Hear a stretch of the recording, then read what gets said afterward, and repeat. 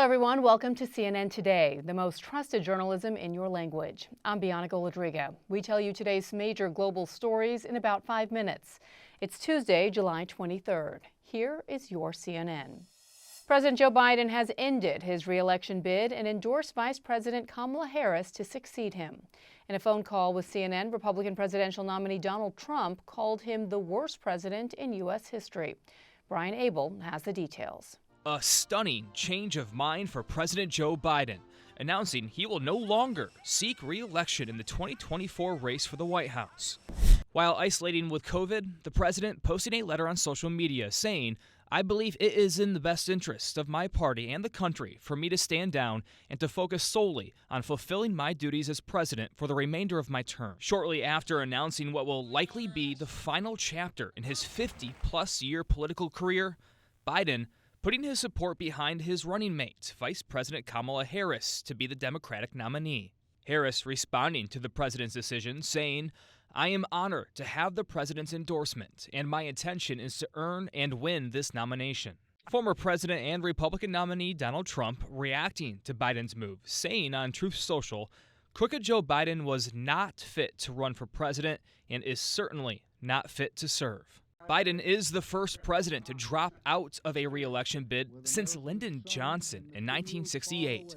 World leaders reacting to President Biden's decision to exit the White House race just over 3 months before the election. Christy Lustout reports.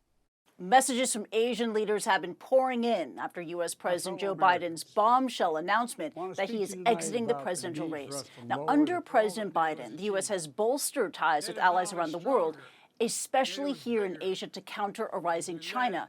As such, American allies in the region have been offering messages of respect and support, including the Australian Prime Minister, who calls Biden a, quote, honorable man of integrity. Now, the governments of South Korea and Japan say that they don't wish to comment on domestic politics in the U.S., but both emphasize the need to work with the United States.